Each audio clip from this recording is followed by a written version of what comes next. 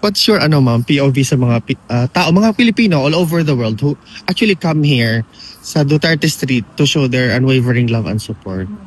Personally, Hmm. naku kaayo ako ang pasalamat kay mahibalaan ni former President Duterte na daghan ang kasuporta kaniya na wala siya nakalimtan sa mga tao o daghan ang nagaampo para sa iyaha.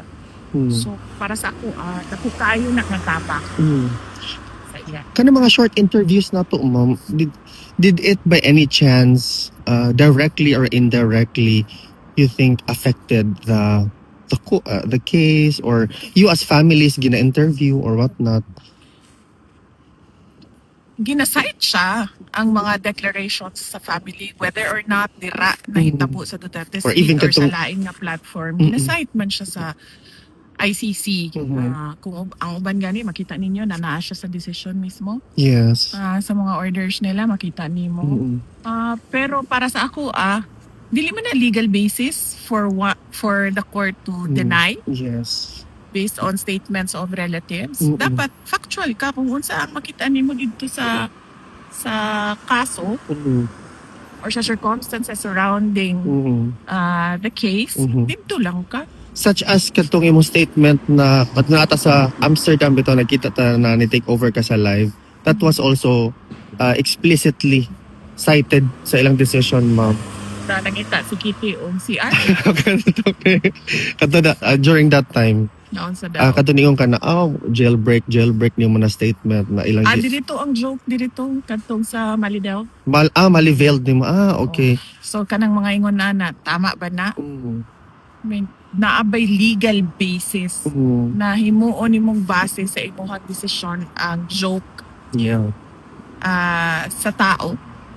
Diba? Ma'am, how about the Dili naman good. sorry, go ahead, ma'am. Sorry, dili naman good kanang wala na nagadagan sa rason. Ang ilahang mga rason Yeah.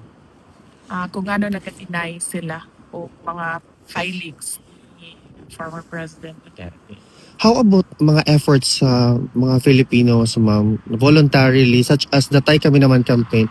How do you see these individual efforts na out from their own volition, they are trying to hopefully directly or indirectly help the former president with respect sa kaso niya, ma'am? Nagsulti naman ko, di ba kadtong pangutanan ko about sa, and in fact, nag-naman ko, anak ko, para lang dili masayang ang effort, paniguraduhon po sa mga tao na naa siya effect kay ang plano ato was i-file siya.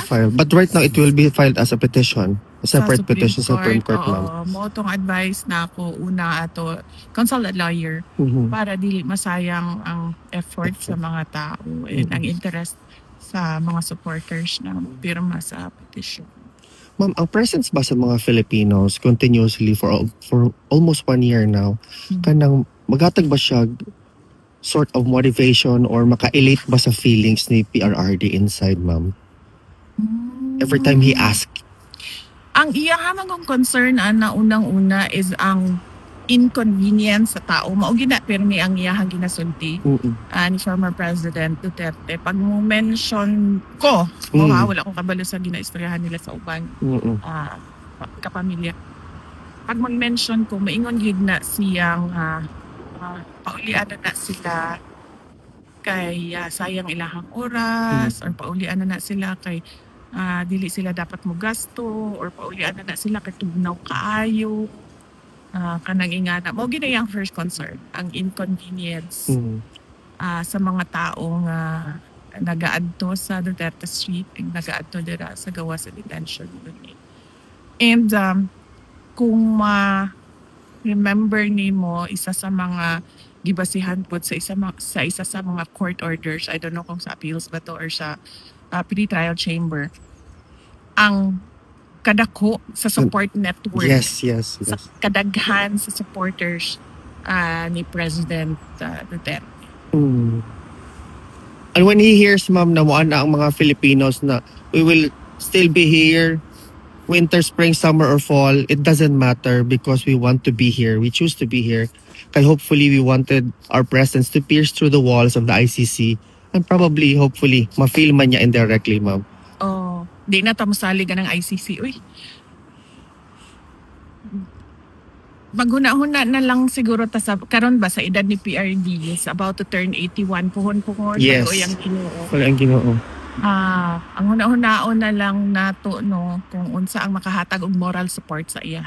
Di na lang nato na huna-hunaon ang ICC because clearly dili man siya unbiased. Yes. Makit-an man nimo sa mga judgment nila, sa mga orders nila nga wala nagipagbasihan ba sa balaod. So himuon na lang in one of the decisions nag-cite pa sila og libro. Yes. Libro, journal, Ginoo ko. newspaper article. Libro. So wala gani kakibaloon sa motive sa tao nga nisulat sa libro, NGO reports also. 'di ba? Yes, ma'am. So imuhang basihan sa imuhang orders, imuhang decision isa ka libro. Mo man lang gani siguro sila kaila kung kinsa tong nisulat sa libro.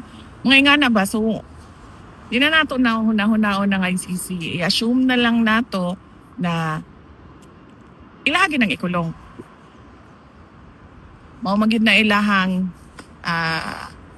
clearly mao magid na clearly dinha magid padulong ang ilahang mga actions. How do you feel about that, ma'am?